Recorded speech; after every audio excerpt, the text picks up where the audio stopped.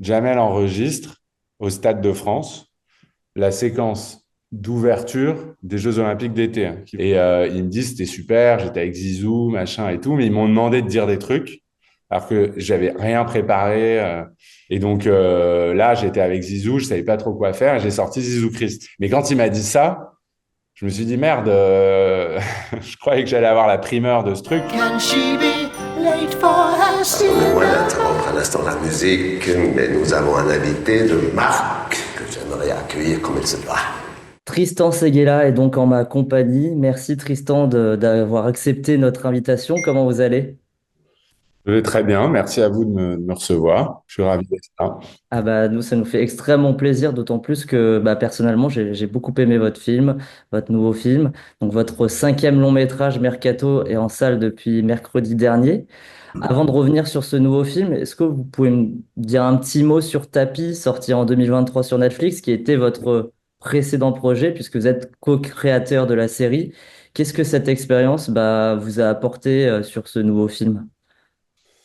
Je dirais que j'ai eu la chance de faire Mercato grâce à Tapi et aussi que le personnage de Driss dans Mercato, incarné par Jamel, est une espèce de lointain cousin ou descendant de Bernard Tapie lui-même, puisque c'est un vendeur, un tchatcheur, quelqu'un qui essaye de réussir avec la gouaille et la ruse, la tchatch, la parole, quoi, en gros.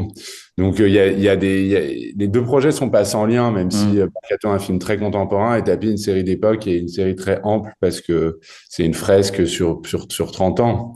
Ce que je peux dire aussi, c'est que Tapi, c'est une série que j'ai créée avec Olivier Demangel. Euh, et que Thomas Finkielkraut, qui est scénariste aussi, a participé à l'écriture de deux des 7 épisodes de la série, l'épisode 3 et l'épisode 6. Et que quand je suis arrivé sur Mercato, qui est un projet que je n'ai pas initié, Olivier et Thomas étaient en train d'écrire Mercato avec Jamel, qui était déjà Ok. intégré au projet. Donc, il y a beaucoup de ponts entre les deux, et clairement, l'un découle de l'autre. Donc c'est Olivier Demangel et Thomas Finkielkraut Ouais. qui ont proposé à Jamel votre candidature en tant que réalisateur en fait. Ouais, je pense, oui, en fait, pour dire les choses simplement. J'étais en montage parce que j'ai créé la série avec Olivier. On a passé beaucoup de temps à la développer, à l'écrire, à la penser ensemble. Et puis à un moment, quand on est parti en production de la série, c'est un très long chemin. Il y en avait au moins pour presque une année de préparation. Ouais. Donc j'ai laissé Olivier continuer à développer les épisodes seul, enfin à les dialoguer surtout. Et moi, je préparais la série, j'ai réalisé tous les épisodes. Et quand j'étais en montage, Olivier il était déjà passé sur d'autres projets, Ouais. dont Mercato. Et en fait, il était en train d'écrire Mercato quand moi je montais Tapi. Et il a soufflé mon nom à Jamel. Bon, Ça, c'est- il a bien fait. ouais, ah ouais, ouais, je ne remercierai jamais assez. Et au passage, sur Tapi, vous avez quand même glané aussi un BAFTA Awards de la meilleure série internationale en battant au passage The Last of Us, The Bear et Succession notamment. Ça, c'est pas rien. C'est pas rien, je prends et je ne comprends toujours pas pourquoi, ni Bah comment. non, Mais je prends. Non, en bah fait, oui, il faut la vraie prendre. raison, parce que les gens comprennent pas comment c'est possible, et je dois dire que si j'étais pas directement concerné, je comprendrais peut-être pas non plus. Mais les BAFTA, en fait, j'ai capté ça après, je savais pas trop comment ça marchait, à la différence des Césars et des Oscars. Le collège de votants, c'est pas des milliers ou des dizaines de milliers de personnes qui font partie de l'académie. Hmm.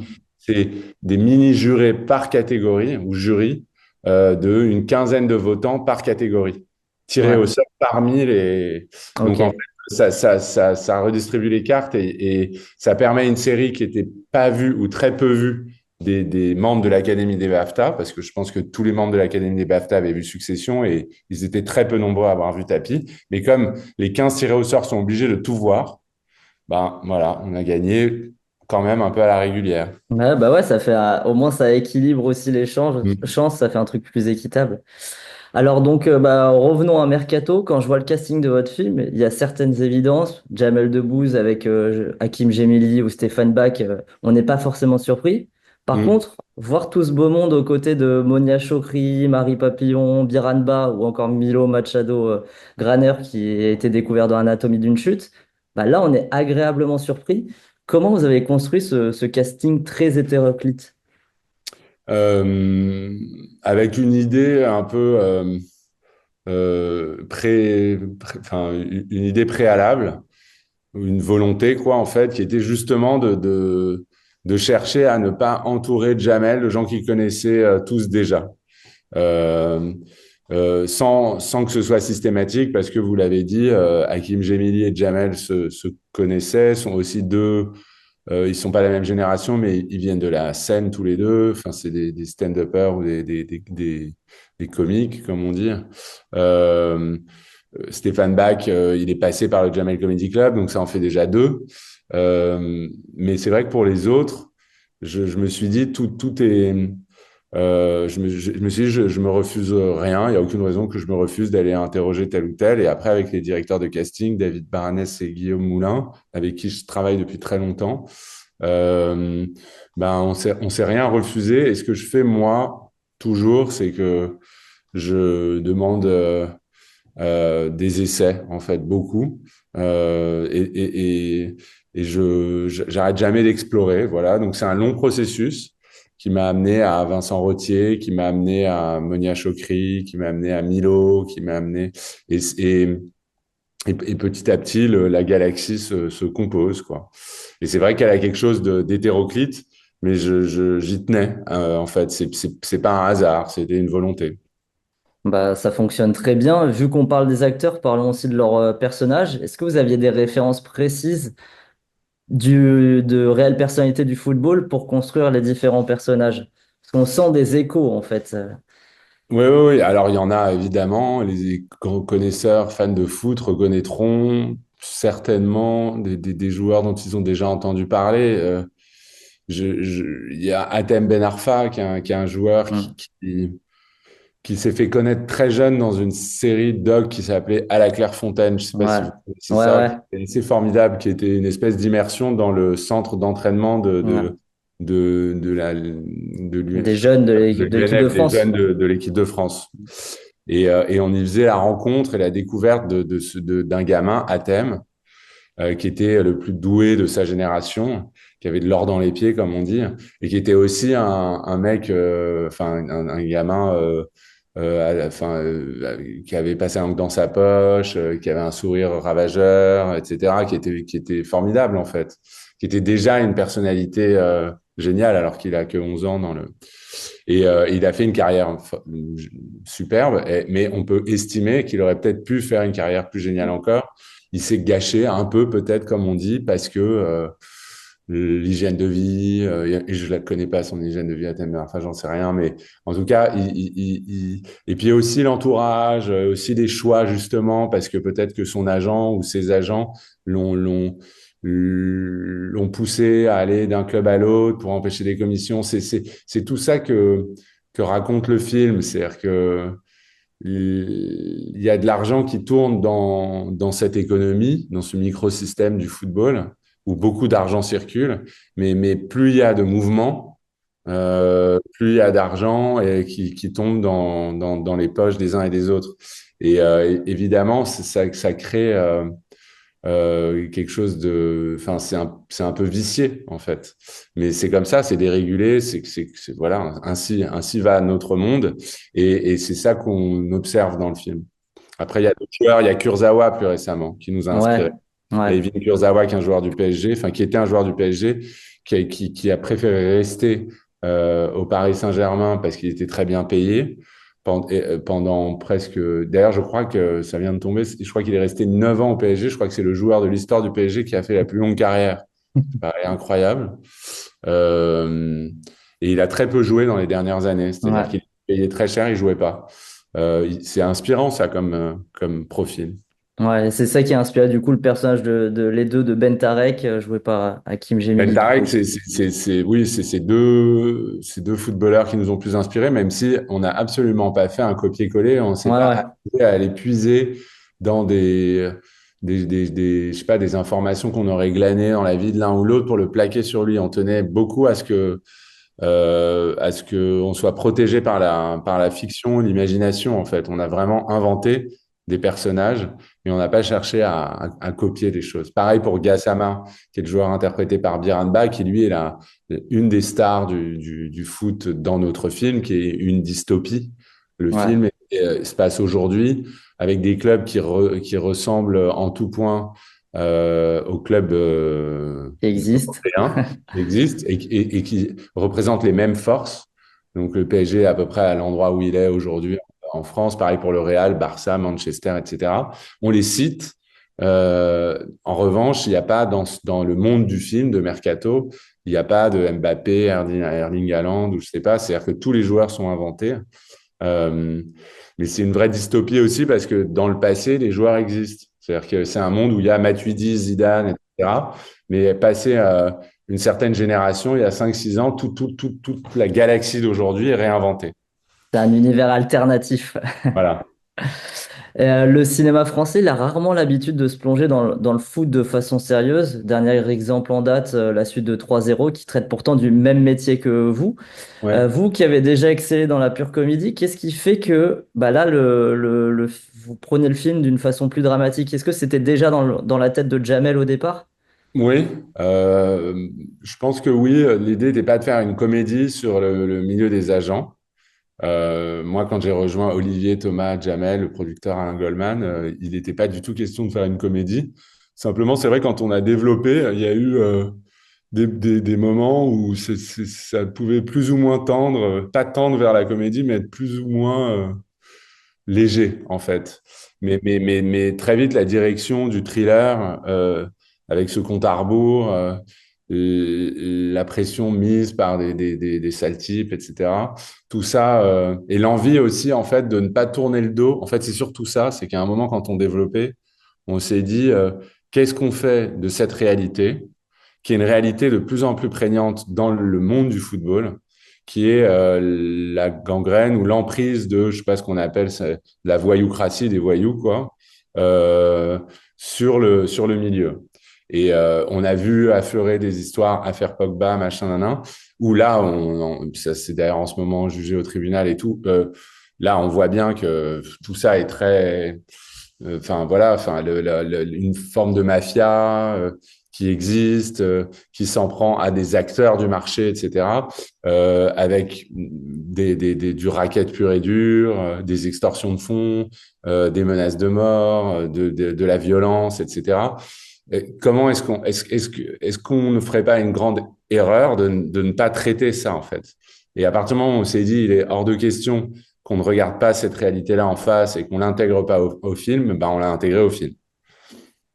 Et alors, comment le monde du football, il a reçu ce projet? Bah, il me semble que très très bien. Je ne sais pas si vous avez jeté un coup d'œil vous-même, mais en fait, Ouais, on l'a ouais. montré beaucoup bah, maintenant que le film est sorti et même avant en promotion, on l'a montré à des journalistes sportifs, dont les plus fameux, type Vincent Duluc, qui est les grandes plumes de l'équipe. On l'a montré à des agents de joueurs, on l'a montré à des joueurs eux-mêmes. Et c'est vrai que ça fait chaud au cœur, hein. C'est-à-dire que le milieu dans son ensemble semble déjà ils adorent le film, enfin ils disent qu'ils passent un bon moment et que ils sont captivés et qu'ils trouvent ça haletant, etc. Mais surtout ils disent, et ça me touche beaucoup, que c'est vrai. Voilà, ils disent qu'ils s'y retrouvent et qu'ils ont jamais l'habitude, enfin voilà, qu'ils ont jamais vu un film aussi réaliste sur le milieu. Et pour autant, c'est pas du tout un documentaire. Je dis ça parce que c'est avant tout un polar ou un thriller, hein. C'est avant tout une course contre la montre, une course effrénée d'un type qui essaie de s'en tirer par tous les moyens. Si ça se passait dans un autre milieu, enfin, on pourrait transposer cette histoire-là à tout un tas d'autres milieux. Et on a vu des histoires comme ça dans d'autres milieux. C'est vrai que dans le milieu du foot, ça fait son originalité parce on l'a jamais vu. Et quand je voulais dire ça aussi, la réception dans le monde du foot, c'est aussi à l'étape du scénario et de la production. Est-ce qu'on vous a ouvert facilement les portes ou ça a été compliqué pour le tournage en fait? On a essayé de faire en sorte que ce soit pas invalidant, enfin qu'on nous empêche pas de faire le film. Donc en fait, au scénario, euh, on a fait en sorte qu'on n'ait pas à demander l'autorisation à tout un tas de gens et tout un tas de clubs pour faire notre histoire. Il en allait de notre liberté de création. Et en fait, la seule autorisation qu'on a fini par obtenir, et Dieu soit loué, on l'a obtenue, c'est celle du Paris Ouais, Saint-Germain. Mais ça n'a vraiment pas été facile. C'est-à-dire que parce que ils n'avaient pas de mauvaises a priori, etc. Mais en fait, quand ils ont vu de quoi il s'agissait, ils n'en avaient pas envie. Ce que je peux tout à fait comprendre, parce que c'est vrai qu'on écorne un peu à la fois l'image du club et aussi, comme on va dans l'arrière-cuisine, on montre pas le foot sous sa plus belle facette. Donc, ils se sont dit, ce que je peux tout à fait comprendre, dans les hautes sphères du club, que bah, c'était pas très intéressant pour eux de nous ouvrir les portes ou même de nous autoriser à les citer. Mais on a beaucoup, beaucoup, beaucoup insisté. Et sans l'appui de Jamel, qui est un grand fan, et puis je pense qu'il a des... Ouais, il connaît certainement un peu Nasser, etc., le président, il a relation avec la famille Mbappé, j'en sais rien. Tout ça a aidé. Et sans son appui et son aide, je pense qu'on n'ouvrait pas cette porte-là. Et je ne sais pas trop ce qu'on aurait fait. On aurait essayé d'ouvrir une autre porte d'un autre grand club français, mais on n'aurait peut-être pas réussi. Et il y a quelque chose à laquelle je voulais absolument pas me résoudre, c'était d'inventer un club. Le club principal du film, inventé, je trouve que ça n'a jamais marché, ça. Pour moi, c'est toujours un échec. Donc, j'étais sûr de courir à l'échec si j'inventais ce club. Donc, je me suis accroché à cette idée-là. Pour les autres clubs, le Real, par exemple, qui est très souvent mentionné dans le film, il y a un joueur du Real. On s'est démerdé pour que le Real existe sans qu'on ait jamais à le montrer. Comme ça, ils ouais. peuvent pas nous attaquer. On voit à peine le maillot. J'ai juste un peu traficoté le logo. On a encore le droit de dire Real, Real Madrid. On sait pas trop ce que c'est. On voit pas la marque. On n'est pas au Bernabéu. On n'a pas d'image d'archive du club, etc., etc. Donc ça nous laisse libre et on a fait la même chose avec tous les autres clubs. Ouais, Salzbourg, pareil, c'est le Alors, logo qui est Salzbourg, changé.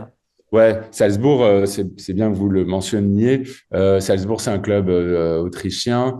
Le vrai club, c'est le Red Bull Ouais, Salzbourg. Red Bull. Et à Ouais, la base, ça, j'aurais aimé aller tourner dans un truc qui s'appelle Red Bull Academy, qui est à Salzbourg, qui est là où ils forment, qui est un des plus impressionnants technologiquement centres de formation d'Europe.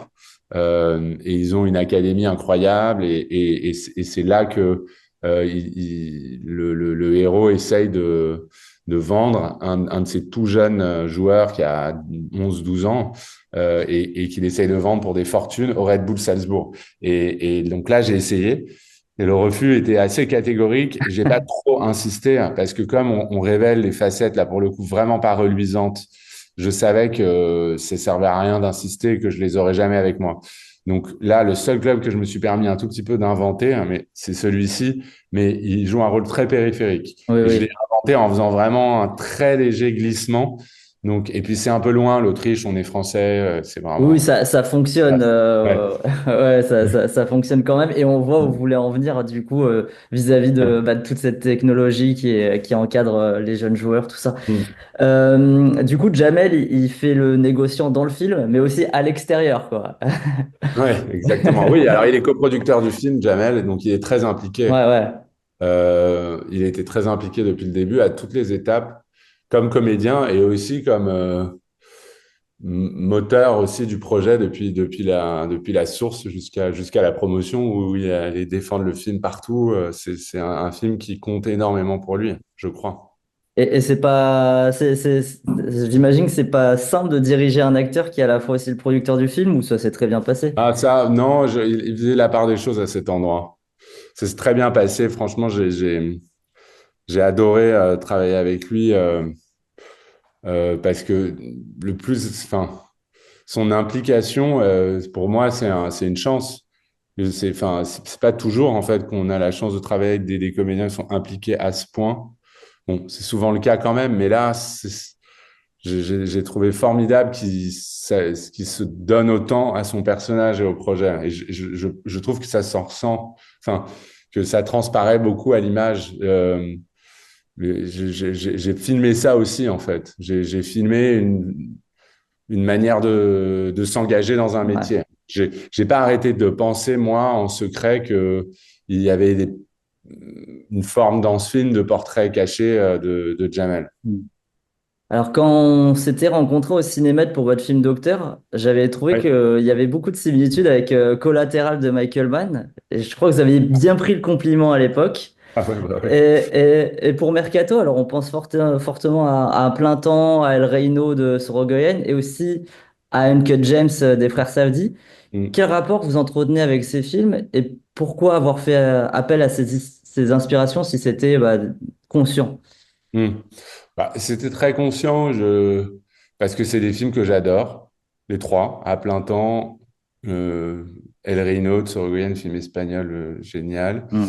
Uncut James qui est devenu culte. C'est ce que je crois, c'est les films que je préfère voir. Les films mono-point de vue comme ça, où on est collé à quelqu'un et après ça remonte aussi à, je sais pas, en vérité, même à bout de souffle, Taxi Driver. Bon, voilà, c'est vrai que c'est que là, à part à plein temps qui est une héroïne, euh, mais c'est des films de personnages euh, qui te permettent d'accéder à un monde qu'on fantasme un peu ou qu'on ignore complètement. Et j'aime beaucoup que ce soit le personnage qui emmène la caméra dans l'arrière-cuisine. Et ces films-là, moi, c'est toujours ceux qui m'ont le plus fasciné comme spectateur ou que j'ai préféré voir. Et avec Mercato, j'avais l'occasion d'en faire un. C'est la première fois que je fais un film comme ça, parce que mes précédents films étaient des comédies. Donc, il y a une situation à respecter, une espèce enfin, déjà, il y a l'énergie de la comédie et la nécessité d'essayer d'aller chercher dans toutes les situations de la drôlerie, de la comédie. Et puis aussi, souvent, c'est une opposition qu'on met en scène tout le temps dans la comédie. Du conflit comme ça qui doit naître à chaque fois. Donc, dans Docteur, un médecin de nuit fatigué, empêché, qui est remplacé par un livreur Deliveroo. Qu'est-ce qui va se passer? Nan, ça crée tout un tas de situations. Là, on passe d'un point de vue à l'autre, etc. Dans Un homme heureux, une femme qui annonce à son mari qu'en fait, c'est pas une femme mais un homme. Euh, c'est des bourgeois. Ça va faire du grabuge. Qu'est-ce qui va se passer entre eux, etc. Bon, là, c'est pas ça. Là, c'est 8 jours dans la vie d'un gars, 8 jours pas comme les autres, embarqué avec lui et essayer de tenir le rythme de sa course. Et c'est filmer une course en fait. Et ça, pour moi, c'était ça le défi du film. Et dès le début, je savais que c'est ça qu'il fallait que j'essaie de faire le mieux possible. Et je me suis souvenu des films de course comme ça qui m'ont le plus marqué. Et je les ai revus évidemment en préparant le film pour essayer de m'inspirer et de faire avec eux. J'allais pas faire sans ces films qui m'ont fasciné. Et vous, ça vous gêne qu'on fasse tant ce rapport entre ces films-là à chaque fois? Parce que je vois que c'est des choses qui reviennent beaucoup dans les critiques ou Ouais. vous prenez ça Uncut plutôt James, ça revient. positivement? En fait, Uncut James, c'est pas que ça me gêne, je reconnais que c'est un film qui m'a beaucoup inspiré. Donc à la fois ça me flatte en vérité, parce que c'est un film tellement bien que je préfère Hmm. autant qu'on compare un truc super qu'un truc bidon. Et après, je trouve que c'est un peu, je trouve qu'il y a un ou deux endroits où l'effet provoqué par la musique sur une ou deux images peut faire penser euh, qu'on est dans le même, je sais pas, la boucle d'oreille peut-être, je sais pas, un ou deux trucs qui font que, mais sinon, Même les lunettes de ouais, Jamel. les lunettes, ouais. Mais qui d'ailleurs sont des lunettes qu'il avait lui d'avant. Donc c'est Hmm. pas comme si on était inspiré d'Adam Sandler, c'est des lunettes de Jamel de sa Ouais, garde-robe que ouais. j'ai choisi avec lui. Ça Bon, tombe bien, quoi. oui. Mais après, et puis il y a aussi le côté grande vedette, immense vedette de la comédie, Comédie, ouais. utilisée à contre-emploi dans un film très noir, âpre, etc. Bon, mais ça, c'est le projet. C'est sûr qu'on peut pas ne pas penser à Uncut James. Mais après, je trouve, j'essaie d'être objectif, que la comparaison s'arrête là. Mais après, ça fait déjà beaucoup, hein, vous me direz. Mais je trouve que dans la conduite du récit, il y a plus à voir avec El Reino ou à plein temps qu'avec Uncut James. Ouais. Et ça, personne n'a jamais parlé de Reino et personne n'a jamais parlé d'À plein temps. Et je trouve pourtant que dans la conduite du récit, même le rythme du film, etc., on est plus proche de Reino et de À plein temps que d'Uncut James. Bon, bah voilà, je vous en parle. Donc ça va. Ouais, ouais, Et, ben, entrons dans le film à proprement parler et commençons par le début. Est-ce que vous pouvez nous parler de cette scène d'ouverture du film qui est quand même assez surprenante? C'est la seule d'ailleurs scène où n'apparaît pas Jamel Debbouze. ouais. C'est la seule scène en rupture de point de vue et c'est une scène qui est là dramatiquement.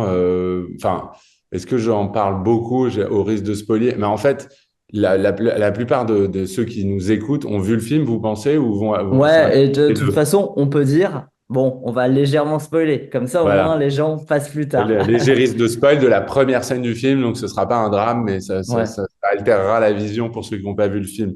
Donc oui, le film s'ouvre s'ouvre sous l'eau euh, et sans Jamel, mais avec une langouste qui fait sa petite vie, etc., et qui est pêchée. Et on est à Ibiza, et en fait, on suit le parcours d'une langouste et comme vous le savez peut-être, la particularité de la pêche à la langouste, c'est qu'il faut la maintenir vivante jusqu'à l'assiette ou presque. C'est-à-dire qu'elle n'est ébouillantée que deux, enfin 5 minutes avant qu'elle soit mangée. Et donc c'est pour ça que c'est cher la langouste. Déjà, il faut aller la chercher. Et en plus, après, il faut la maintenir vivante en fait dans des viviers, etc. Et là, elle est pêchée de manière traditionnelle. Elles sont soit pêchées dans des casiers, soit pêchées à l'aide de filets. Elle est pêchée au filet par des pêcheurs de langoustes Ibisenko. Et on l'amène jusqu'à l'assiette. Ce qui se passe, c'est que cette langouste va provoquer la mort d'un type qui s'appelle Kaplan, Jérémy Kaplan, qui est un grand agent de joueur de foot. Elle va provoquer la mort non pas parce qu'elle est empoisonnée, mais tout simplement parce qu'il va s'étouffer avec. Et je dis tout ça parce que, d'ailleurs, en fait, c'est un endroit où j'ai dû couper quelque chose. C'est-à-dire que j'avais filmé la mort du dit Kaplan et ok. je l'ai coupé au montage, ça ne marchait pas du tout, enfin pas à mon sens. Et donc j'ai fait une ablation à cet endroit et je saurais jamais si je m'y étais mieux pris au tournage et si j'avais réussi ce moment un peu tragique comme ça d'une mort au début du film, tel que c'était écrit et pensé, bah, ça aurait été plus clair et plus fort. Mais j'ai préféré quand même m'abstenir. Donc là, on comprend, mais on ellipse le moment de la mort. C'est dans la bouche des personnages après, enfin, quand Jamel en parle, qu'on finit par recoller les morceaux. Là, Mais j'ai... après, je trouve que Ouais, c'est assez intéressant, du coup, cette coupe, parce que, bon, on a un plan, du coup, d'ensemble, où on voit pas très bien ce qui se passe au loin ouais, quand il y a la langouste qui est servie, mais ça apporte beaucoup de mystère, parce que la langouste, elle revient plus tard dans le film, ouais, quand Driss est au Qatar, je crois. Et ouais. qu'est-ce que ça signifie pour vous, cette présence, la deuxième fois de la langouste? Bah, il y a clairement une dimension allégorique. Elle est quand même, comment dire, appuyée. Ce que je veux dire, c'est que c'est pas comme si j'y allais avec le dos de la cuillère ou si je prenais des pincettes. Là, il y a vraiment, on s'amuse enfin, à la fois, il y a une dimension allégorique parce que je considère enfin, une langouste, c'est comme un joueur pris dans des filets, Ouais. pêchés par des agents, quoi, grosso modo, qui après traînent dans des viviers sur les places de marché, échangés, rachetés, etc., jusqu'à être bectés par, alors là, qui, je sais pas qui on pourrait se dire qui mange les joueurs. Est-ce que c'est les spectateurs? Oui, les spectateurs peut-être, j'en sais rien. Le marché tout entier, je sais pas. Évidemment, l'allégorie, elle a ses limites, mais il y a une dimension allégorique et une dimension dramatique. C'est ça qui nous amusait, c'est que c'était pas juste gratuit, c'est que s'il n'y a pas cette langouste-là précise, pêchée, qui finit par flinguer Kaplan, ben il n'y a pas de film. En tout cas, pas le film que les gens vont voir. Donc c'est cette double ligne qui nous amuse. Et après, quand elle revient dans le récit, et d'ailleurs, je dirais qu'elle revient même 3 ou 4 fois parce que la langouste, et ça, c'était pas au scénario, mais en fait, toute cette séquence d'ouverture, elle est sur fond du Requiem, du Ouais. Lacrimosa de Mozart. qui en quelque sorte euh, enfin, crée une autre ligne allégorique, en fait. Puis, je sais pas, nous, on disait c'était la ligne un peu Mozart parce que Driss, dans le film, Jamel, il court, on peut croire qu'il court après l'argent.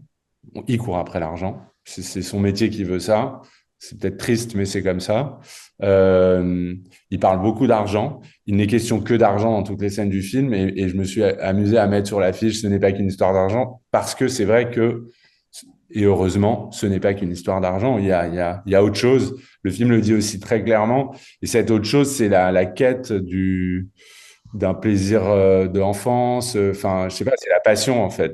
C'est l'amour pour le sport, c'est l'amour pour un beau geste, c'est la passion ou l'amour. Enfin, c'est un peu, c'est presque christique de dire ça, mais en vérité, il s'agit évidemment de cette dualité-là tout le temps. Et Mozart, c'est pas mal pour ça. Surtout que là aussi, c'est pas complètement gratuit. Et un requiem de Mozart, ça l'est d'autant plus. C'est pas gratuit parce qu'à un moment, et c'est pour ça que Mozart est apparu dans le film, c'est qu'à un moment, il se retrouve nez à nez À avec la statue Salzbourg. de Mozart à Salzbourg. Et s'il se retrouve nez à nez avec la statue de Mozart à Salzbourg et que ça lui provoque cette émotion-là, c'est parce que quand il va à Salzbourg, il dit à ce gamin, c'est la patrie de Mozart, ils savent reconnaître les génies, ces gens-là. Et donc, il fait le lien entre le génie et la raison pour laquelle il fait ce métier. Et quand il parle de la volée de Zidane en Ligue Ouais. des Champions, il convoque l'image du génie, une image presque christique, puisqu'il dit Jésus-Christ encore. Donc, Hmm. il y a, il y a cette, voilà, il y a cette correspondance-là, cette conversation-là entre lui et lui-même, et qui se joue et qui se déploie dans toutes les scènes du film. Et là, je vais pas spoiler la fin. Jamel, il dit toujours Ouais. spoiler, il me fait rire. Je vais pas spoiler la fin. En fait, on devrait dire spoiler, on devrait pas Ouais. imposer. Ou divulgacher. Ouais, on va dire gâcher. Non, et à la fin, ben, revient le lacrymosa. Je laisserai aux gens. Et en Ouais. fait, évidemment, quand il revient, c'est aussi pour dire je donne les clés, je vous les donne à vous, je les donne. J'ai jamais l'occasion de les donner parce qu'on n'a jamais l'occasion de parler longtemps du film, etc. Donc, je profite de qu'on soit là pour le dire, comme ça, au moins, je l'aurais dit. Mais au cas où ce serait pas clair. Mais même si c'est pas clair, c'est tant mieux. L'idée, c'est pas que ce soit trop clair, mais c'est pas non plus très. C'est assez visible comme Ouais, film, ouais. comme film. Mais il y a évidemment Mozart et la langouste qui, de manière presque concomitante, traversent le film. Il est à la recherche d'un nouveau Mozart, quoi, Jamel, pendant le Exactement. film. Voilà. Exactement. Mais Zizou Christ, d'ailleurs, c'est quelque chose qui est écrit ou c'est parce que c'est Jamel aussi qui a tendance à dire ça? Ou c'est de l'impro Ouais. là aussi? Non, c'est une impro. Alors, est-ce qu'il l'avait déjà dans un coin de sa tête? Ça, je ne le saurais jamais. Je ne vais pas demander, je devrais. Enfin, ça sert à rien, en vérité. Je crois qu'il l'a sorti pour la première fois de sa vie, là.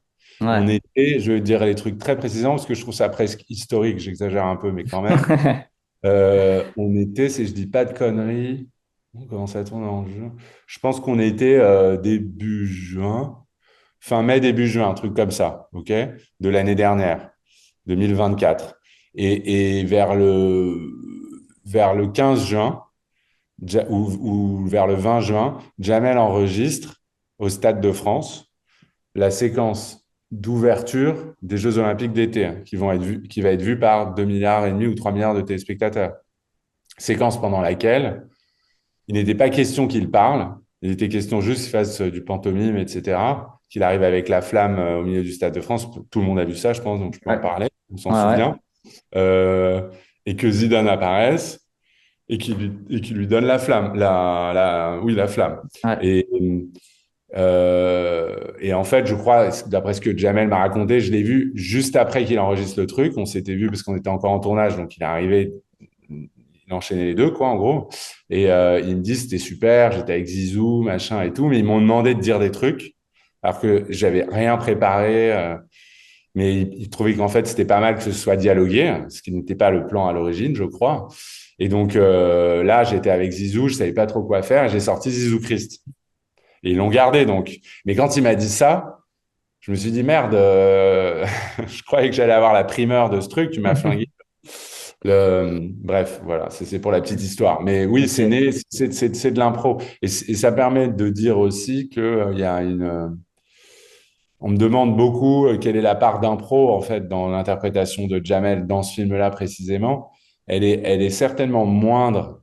Enfin, je pense il a été amené à beaucoup moins improviser que ce qu'il a l'habitude de faire quand il tourne une comédie. Où là, la scène est, je pense, littéralement réinventée à chaque prise, dans l'espoir d'avoir De la faire scène rire, la meilleure géniale, de vanne. faire rire, voilà. Là, c'est, là, c'était vraiment un autre exercice pour lui, qui est pour le coup un exercice auquel moi, je suis habitué, ce que j'ai fait sur tapis, par exemple, mais pas que, parce que je suis pas tellement, moi, féru de ça, d'impro, même sur les comédies que j'ai faites. C'est des comédies assez écrites. Mais après, c'est pas parce que c'est écrit que je tiens absolument à ce qu'on colle au texte.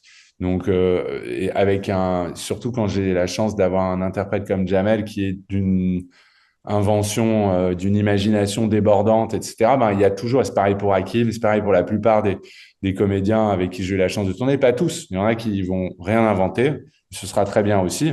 Mais quand je sais que je peux compter là-dessus, je ne m'en prive pas. Et donc, il va y avoir une saillie, un mot pour un autre, un truc. Mais c'est des petites choses. Voilà, un Zizou Christ, un nanan. Voilà. Et après, il y a ceux que je garderai et ceux que je garderai pas. Parce Hmm. qu'évidemment, tout se décide au montage après, hein. Mais je prends Bon. ça volontiers. Les JO peuvent remercier Mercato alors.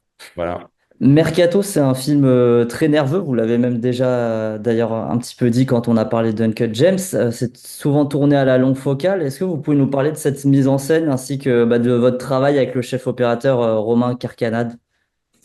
Ouais, Romain Carcanade, j'ai commencé à travailler avec lui sur la deuxième partie, ce qu'on appelait deuxième bloc de la série Tapis. Donc les épisodes 4, 5, 6, 7. Les trois premiers avaient été éclairés, opérés par Hicham Alaoui. Et en fait, avec Romain, on a décidé là, sur ce film, euh, de faire un truc qui était très stimulant et parfois un peu désarçonnant aussi, même pour les comédiens.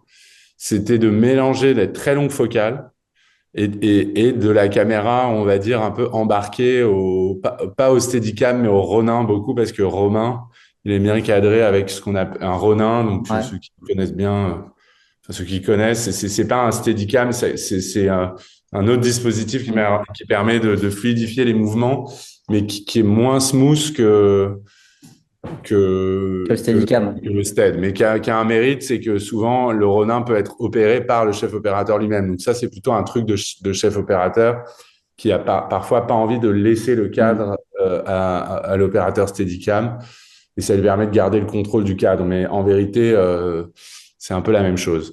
En revanche, ce qui est sûr, c'est que ce qu'on a fait très souvent, pas tout le temps, mais presque, et qui provoque, j'espère, un truc assez chouette, en tout cas que j'aime beaucoup, que je pourrais même être tenté de continuer à explorer dans un prochain projet. Après, il faut que voilà que le sujet l'appelle d'une certaine manière, etc. C'est ce mélange-là d'une caméra qui, en gros, je tournais un certain nombre de prises avec un zoom énorme qui allait jusqu'à 1000, enfin une espèce d'énorme machin qu'on appelait le Patator, vraiment énorme, un truc. Mais je mettais un doubleur dessus, donc on pouvait mettre la caméra à 50 mètres du sujet et avoir un gros plan. Bon, c'était très difficile à pointer, mais on le faisait. Et donc là, grosso modo, je tournais la séquence en mettant la caméra vraiment très loin, en sorte que même Jamel savait même pas trop où elle était. Et donc c'est de la très très longue focale. Et je doublais toute cette séquence-là, qui était déjà mise en scène, etc., avec Romain qui, lui, collait au sujet, euh, collait à Jamel ou à celui avec qui il évoluait. Et après, j'espérais qu'au montage, les deux matchs, quoi, Colle, entre ouais. guillemets. Et en fait, oui, ça, je crois que ça le fait. Ça crée une espèce de truc où on est toujours avec lui, quel que soit le point de vue. Et c'est une manière d'affirmer aussi que celui qui nous importe dans cette histoire, c'est lui et pas un autre. D'où qu'on le regarde, de très loin ou de très près, c'est toujours avec lui qu'on est. Et après, stylistiquement, ça crée des espèces d'accidents que je trouve assez heureux. Voilà. Donc ça, c'est comme ça qu'on s'y est pris pour la plupart des séquences. Après, quand on était en intérieur et qu'on pouvait pas mettre la caméra à 50 mètres, ben, je la mettais pas à 50 mètres parce que je pouvais pas. Mais il y a des décors intérieurs où je pouvais quand même mettre la caméra très loin. Ouais. Euh, je sais pas, il y a un bowling, par exemple. Ouais. Euh, la séquence, le bowling, c'était un très grand endroit, même si c'est en intérieur nuit. Là, j'en profitais pour mettre la caméra, pour le coup, à nouveau très très loin et m'approcher de lui. Et ce mélange des deux provoque quelque chose. Et je Ouais, jouais ouais. beaucoup aussi sur des amorces, des bagnoles, des gens qui passent devant, des volets devant la caméra. Bon, rien d'aussi novateur, hein, mais ça permet ça d'être très loin. C'est d'avoir la vie entre les deux qui vient obturer le cadre. Mais ça donne vraiment un côté très particulier à votre film. Et il y a aussi un truc très classique aussi avec la lumière et tout. Ça fonctionne. Il y a vraiment un soin qui a été apporté à l'image et ça, c'est cool. Les 2 heures, elles filent à toute allure aussi. On passe d'un pays à l'autre. Comment vous avez trouvé ce rythme? Donc, c'est ensuite au montage avec l'alternance entre ces deux points de vue. C'est un mélange de deux choses. C'est évidemment au montage qu'on trouve le rythme. Là, je remercie encore Jean-Baptiste Baudouin et Julia Mabi qui ont monté le film. Euh, mais c'est pas qu'au montage, parce qu'il faut qu'il y ait de l'énergie dans les plans. Il suffit pas juste de raccourcir les plans ou j'en sais rien, ou de les enchaîner à un certain rythme pour qu'on ait l'impression de vitesse et de tension. Je pense qu'évidemment, enfin, je suis même sûr que c'est dès le tournage que le rythme s'impulse comme ça. Et là, avec un comédien comme Jamel qui est de tous les plans, il manque pas d'énergie, lui, même sa démarche. J'ai aussi essayé le plus possible de créer le mouvement dans les plans, enfin pas forcément le mouvement de la caméra, même si elle bouge pas mal, mais surtout le mouvement de Jamel. Et de faire en sorte que tout le temps, il soit en train de cavaler, de marcher, et même quand il est dans les transports, il marche. Ouais, Plutôt que des ouais. scènes statiques dans un avion, j'ai préféré faire la scène dans un aérogare plutôt que de faire dans le train. Enfin, sur le train, je sais pas, il est sur le quai de la gare, il marche 150 mètres. Au bowling, il traverse le bowling, machin. Et à des petits moments, il s'arrête pour euh, pour parler à des gens, pour leur rentrer dans la tête. Mais sinon, la plupart du temps, même quand il parle à des gens, il est au téléphone, il le fait en marchant. Il marche, il marche, il marche. Je pense qu'il bat un record de nombre de pas faits dans un film, Fallait peut-être. lancer Strava. Ouais, voilà. Le- et peut-être même aussi de nombre de mots, en fait. Ça serait génial qu'ils battent les deux records. Le, mais, mais non, non, il n'arrête pas de cavaler, hein, ça c'est sûr. Et le mouvement aussi, il est beaucoup, enfin la tension, elle tient évidemment beaucoup à la musique.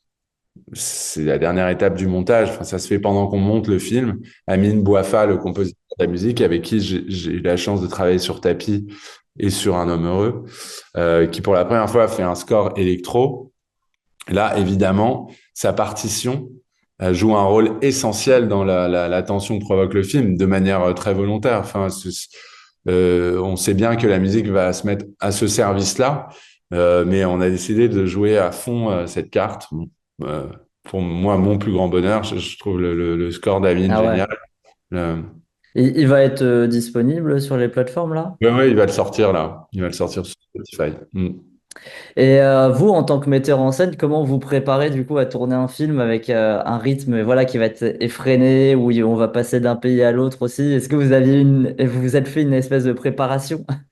Non, ça va. C'est plutôt un non. Enfin, la préparation, on l'a fait quand on prépare le film.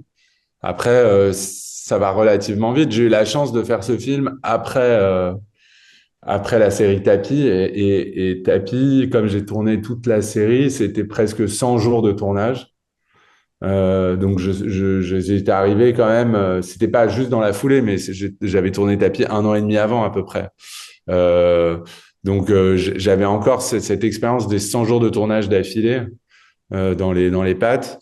Ça permet d'aborder cette expérience-là, le tournage de Mercato, où il n'y avait entre guillemets que 40 jours de tournage, de manière moins flippée. Mais c'est toujours une course folle, hein, faire un film. On sait quand ça commence, on sait jamais si on va réussir à le terminer. Et il y a quelque chose de miraculeux à arriver au bout d'un projet, quel qu'il soit. Et ce qui est marrant, c'est que la plupart du temps, les projets, quand ils se lancent, on arrive au bout. C'est ça que je trouve prodigieux. Il y a pas tant de films que ça qui s'arrêtent en cours de route, de Lost in La Mancha. Ils sont rares. Et- Maintenant, en ce moment, c'est plutôt des films qui sont même finis et qu'on va pas sortir. Je sais pas si vous avez Ah vu ouais? le dernier film de Michel Gondry, par exemple, sur Pharrell Ah ouais? Williams.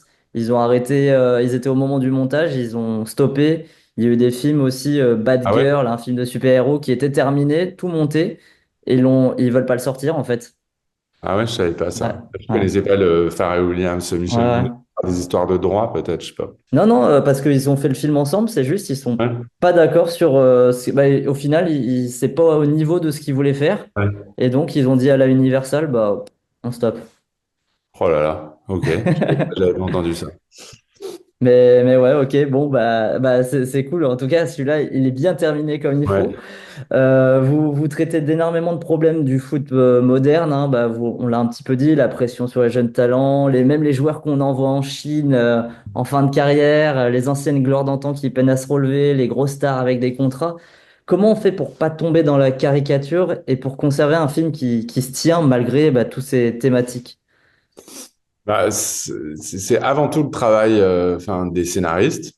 Euh, et après, quand je les rejoins, ben, notre travail à trois, c'est un vrai travail collectif, ça, dans la mesure où c'est pas moi qui ai écrit le film. Mais je pense qu'on veille à tous les instants à la fois à tenir la dramaturgie, à tenir le récit, à faire en sorte que ben on ne perde jamais de vue que c'est l'histoire d'un homme acculé qui doit régler un problème et que quand on dévie trop de ça, ben on risque de perdre l'attention du spectateur. Mais que cette histoire se déroule dans un monde qui est le nôtre, avec une volonté d'être fidèle à ce monde-là. Et à partir du moment où on a cette volonté, on pourrait tout à fait ne pas avoir cette volonté-là et faire comme Guillermo del Toro et inventer une espèce de monde parallèle ou de monde un peu fantastique. Là, ça n'est pas notre volonté. Ben, on se met au travail et on est, comment dire, on lâche jamais cette quête qui est une quête de vraisemblance, de, de, de vraisemblance en fait. Et c'est veiller à ce qu'on y croit, parce que évidemment tout est bidon. Mais si on se donne beaucoup de mal, on va peut-être réussir ce petit tour de magie que les spectateurs dans la salle vont se mettre à croire que ça se passe comme ça. Voilà. C'est mon travail, c'est le travail des scénaristes, c'est le travail des comédiens, c'est le travail des monteurs. Enfin, mais c'est sûr que là, le film s'inscrit dans cette tradition très ancienne des films à volonté, comment dire, réaliste en fait. Ouais. Mais c'est peut-être ça aussi. Bah, c'est peut-être là on parle beaucoup du monde des affaires, mais il y a la relation aussi en filigrane père-fils qui aide peut-être aussi à tenir tout ça. Je trouve qu'elle est très belle. Comment vous avez trouvé l'alchimie du coup entre Jamel Debbouze et Milo Machado Graner? Parce que ça fonctionne Ouais. super bien. Non, ouais, c'est très très beau ce qui se passe entre eux. Il y a un truc très gracieux. Bah déjà, Milo, c'est un acteur prodigieux. Enfin, je le savais en voyant Anatomie d'une chute parce que comme tous les Français, je l'ai découvert là. Simplement, c'était encore un tout jeune homme, enfin même pas jeune homme, un enfant quoi, pendant Anatomie d'une chute. Il devait avoir 11 ou 12 ans quand le film se tourne. Et là, dans Mercato, il a 15 ans, c'est devenu un jeune homme, il n'est plus exactement le même, et pourtant c'est le même. Et c'est un acteur d'une finesse, d'une intelligence, d'une délicatesse, et que je trouve assez prodigieuse. Et à côté de Jamel et de son rythme, de son intelligence à lui, Jamel, etc. Il y a un truc vraiment très fort qui se joue instantanément. Je trouve que dès leur rencontre dans le film, il y a un truc qui fait que moi, j'ai le sentiment que dans leur scène, il y a un truc très fort qui se joue à chaque fois parce que on pourrait ne pas croire à cette relation de paternité. Enfin, même est-ce qu'on peut même croire que c'est son fils, etc. Mais en fait, ça le fait tout de suite. C'est ça qui est beau en fait. Et c'est après, on a essayé de faire en sorte qu'on se pose pas la question. Et la mère de Abel dans le film et de Ouais. Milo Et portugaise. portugaise et Milo a d'ailleurs des origines portugaises, donc il m'a inspiré ça. C'était pour qu'on balaie cette question et comme on la voit pas, ben il y a pas de souci en vérité. Et à partir de là, ben, il n'est plus question que de leur relation et de ce qui se joue entre eux. Et ça, ils l'ont tellement bien interprété que bon, c'est très fort. Après, c'est sûr que Milo, enfin Abel, le fils de Jamel dans le film, il a je pense il arrive à un moment où beaucoup de spectateurs je veux pas non plus spolier trop, mais bon, il n'est pas là tout de suite. Et quand il arrive après un long temps d'exposition que certains d'ailleurs pourront peut-être trouver trop long, euh, mais où il se passe beaucoup de choses, qui est très technique. Et je pense qu'il fait du bien parce qu'il vient dire à tous ceux qui sont pas au fait des subtilités de ce monde, qui en sont peut-être un peu largués parce qu'il y a beaucoup de détails techniques, etc., vient rassurer aussi toute une partie des spectateurs et leur dire, vous n'êtes pas seuls, vous inquiétez pas. Dans Ouais, c'est ce un monde, autre point de vue, quoi. exact, c'est un contrepoint, quoi, Ouais. pur et dur. Et vous n'êtes pas seul. Et si vous pensez que ce type, Driss, fait toute la journée à parler d'oseille et à machin, est un peu méprisable ou détestable, vous n'êtes pas seul non plus. Donc, évidemment qu'il joue ce rôle-là, le fils, dans cette histoire. Et je pense qu'il joue plus que ça. Il n'est pas que fonctionnel, mais quand même, il remplit cette fonction. Votre film, il fait preuve aussi d'un cynisme assez jouissif. Vous glissez quelques tacles glissés, je dirais même par-ci par-là. Il y a un des personnages, par exemple, qui parle de l'incompétence des gérants de l'OM à un moment. C'est drôle. C'est drôle quand on sait que vous êtes derrière la série Tapis. Et puis il y a Driss qui dit aussi, mais alors là, bon, c'est pas de votre fait, mais il dit le latéral de Mangel, il joue comme une Ouais. saucisse. Donc j'imagine que c'est Olivier Demangel qui a coécrit aussi cette réplique. Qu'est-ce que pour vous ça apporte toutes ces petites références comme ça? Bon, ça, c'est des private jokes, hein. Ouais. On va s'en tenir Je à. les, je les ai repérés, hein. Ouais, vous êtes un spectateur très, comment dire, très fin. Assidu. Et oui, et vous arrivez à faire des connexions que peu de spectateurs feront, mais comme vous les relayez, ben, c'est ça qui nous amuse, c'est des, comment on dit, Easter eggs Ouais. et c'est des petites private jokes.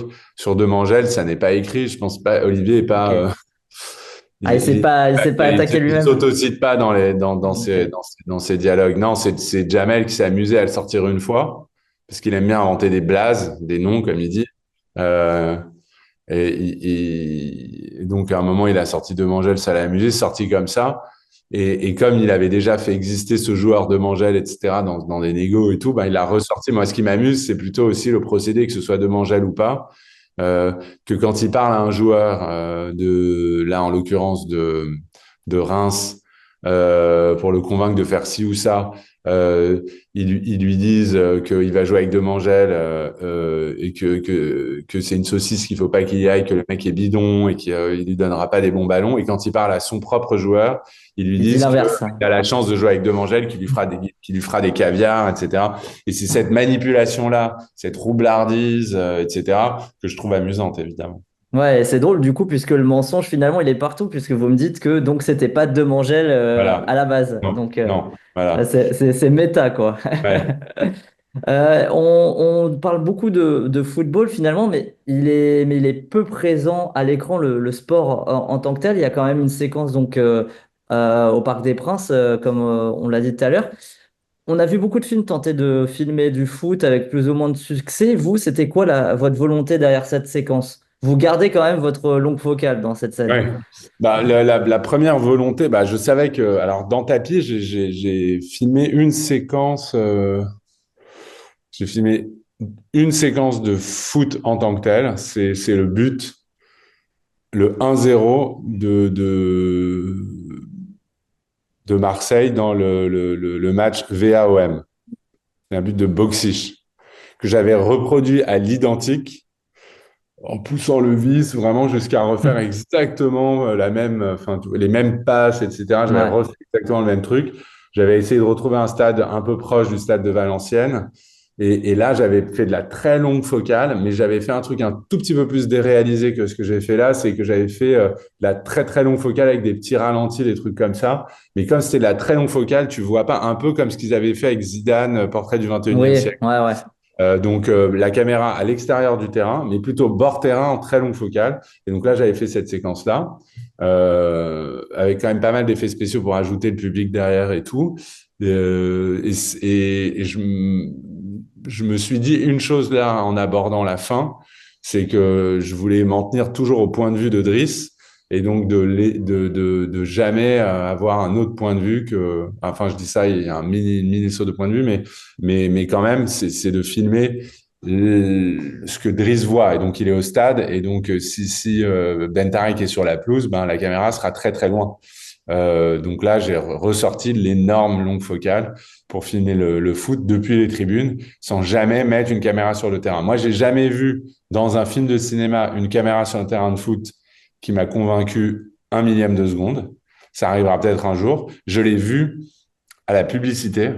Et d'ailleurs, j'ai beaucoup revu cette pub avant, quand je préparais le film. Je me suis demandé si je me lançais pas là-dedans, mais il fallait des moyens vraiment colossaux. C'est une pub pour Nike qui date un peu de Iñárritu, qu'il avait faite pour, Ok. je sais plus quelle Coupe du Monde. Vous pourrez la retrouver avec Wayne Rooney. Je crois qu'il y avait Ribéry, il y avait Neymar Ah, peut-être, ouais, il y avait Zidane. Je sais pas s'il y avait Zidane, mais je pense. Bon, c'était non, pas Zidane parce que c'est Nike. ouais. Euh, Zidane, ça aurait été Adidas. voilà. Donc tout avec Cristiano Ronaldo, voilà. Ouais. Et la pub, franchement, je pense qu'il y a 4 fois le budget de Mercato dans la pub, 30 secondes, mais elle vieillit pas si mal du tout. Et là, il a réussi à suivre des actions avec la caméra qui colle au ballon ou qui colle au pied des joueurs et à rendre ça vraiment très convaincant et prenant. Donc, comme quoi, c'est possible, mais il faut déployer les moyens et surtout, il a la chance de le faire avec Cristiano Ronaldo himself, ce qui n'est pas exactement la même chose que Hakim Gemini, même si Hakim, Il a quand même du ballon. il a du ballon. Et c'est aussi pour ça même s'il est avant tout là, parce que je trouve que c'est un acteur fantastique et que je le connais très bien maintenant, c'est notre troisième projet ensemble, que j'étais sûr qu'il allait être génial, etc. Mais évidemment, le fait qu'il sache faire un contrôle orienté, qu'il ait du ballon, comme on dit, qu'il ait un bon pied gauche, ça aide parce que sinon, si le mec il sait vraiment pas quoi faire avec le ballon, je vais être obligé de prendre une doublure à la fin. Ça va compromettre la réalisation de la séquence finale. Voilà. Sinon, il y a la technique de Luca Guadagnino sur Challengers. Alors là, c'est du tennis, mais lui, il filme Ouais. le tennis sous tous les angles, de toutes les façons différentes. Je sais pas si vous l'avez vu. Ouais, c'est inspirant aussi. Ça, Alors là, il y a beaucoup de tennis dans Challengers, quand même pas, enfin, plus que Plus que dans Mercato le dans foot. Mercato. Et le tennis, et en fait, c'est marrant, moi, c'est pas mal, mais j'ai pas adoré Challenger. J'ai adoré la musique Hmm. qui nous a pas mal inspiré, enfin, qui a pas mal inspiré Amine, mais je trouve que le tennis, moi, le tennis, c'est, comment il s'appelle, Hitchcock, Ah oui, oui. l'inconnu, le Stranger on L'inconnu. the Train, Ouais, ouais, l'inconnu l'inconnu du du Nord Nord Express. Express. Ouais. La séquence finale, pour le moment, on n'a pas fait mieux, le tennis au cinéma, je trouve. Mais c'est très dur, le tennis. Ouais. Plus, je le dis à vous, je l'avais pas dit encore, parce que voilà, mais je suis plus passionné de tennis que de foot, largement. Mais c'est vraiment le tennis au cinéma, c'est peut-être aussi parce que je connais trop ça, très très compliqué. Et Challengers, c'est- j'ai eu du mal. Ouais. Ok. Bon, je comprends. Il a un peu divisé le film. Ouais. Est-ce que Mercato aura droit à une sortie internationale ou ça sera directement sur Netflix vu Bonne qu'ils sont au question. générique du projet? Bonne question. Je ne sais pas encore. Je pense que ça n'est pas décidé. Je sais qu'il était à Berlin projeté sur le marché, Ok. et je sais absolument pas ce qu'il en est. Peut-être que je sais pas. Bon, bah, affaire à suivre alors. Ouais. Et est-ce que vous travaillez déjà sur un nouveau projet ou pour l'instant vous êtes focus sur la sortie de Mercato? Focus sur la sortie, mais oui, je travaille quand même un projet pour après. J'aime jamais trop parler des projets d'après tant qu'ils sont pas en train d'être faits Ouais, parce que je suis superstitieux. ouais, ben, je comprends. Bon, en tout cas, ça sera pas sur le tennis du coup. Ça va l'air Non, non, un compliqué. jour j'aimerais bien quand même, hein. En vrai, j'aimerais bien même faire un documentaire. Je rêverais de faire un documentaire sur ce qu'ils appelaient là le Big Three là, pas une rivalité à deux, mais une rivalité à trois. Je suis pas prêt de le faire, hein, mais en tout cas, j'adorerais le voir. C'est Nadal, Djokovic, Federer. Comment, parce qu'ils étaient trois, ils ont repoussé les limites de leur sport. Voilà. Ce serait Bon, génial. bah, au moins j'ai le projet de vos rêves peut-être. Comme Voilà. ça. On termine toujours par la même question dans The Cinema Show. Cette question, c'est la suivante. C'est quoi le dernier film que vous avez vu au cinéma ou même à la maison qui vous a marqué et que vous voudriez recommander? Parce que le dernier truc qui m'a vraiment marqué, c'est une série, mais ça, c'est pas bien, on Ah n'a pas le bah temps. si, mais allez, une série, je prends. La Messias sur Arte, une série espagnole. Ok, je sais pas du tout ce que c'est, j'en ai pas entendu parler ça, tiens. Je vous la recommande plus que chaudement. Ok, Vraiment absolument génial. bon, eh ben, Là, je prends en Matthias, note. une Je série prends en espagnole note. qui est sur Arte TV, qui a été un grand succès en Espagne, je crois, et même un succès international, à mon avis, remporteront tout un tas de prix cette année. Mais qui évidemment, parce que c'est une série espagnole, c'est pas non plus Casa de Papel, c'est une série familiale, on va dire, enfin sur une famille, mais assez glauque, euh, qui est vraiment prodigieuse. Voilà ce que je recommande, ce que j'ai préféré voir ce mois dernier. Ok, super. Bah, on prend note comme ça. On sait qu'à la maison, on peut voir Messias et au cinéma, on peut aller voir Mercato, Exactement. votre dernier film. Et je vous invite vivement d'ailleurs à aller le découvrir parce que bah, moi, j'ai trouvé ça super cool. Merci Tristan Seguela pour cet échange. Là aussi, merci pour votre temps. Merci beaucoup. Merci à vous. Can she be late for her cinema show? Cinema show.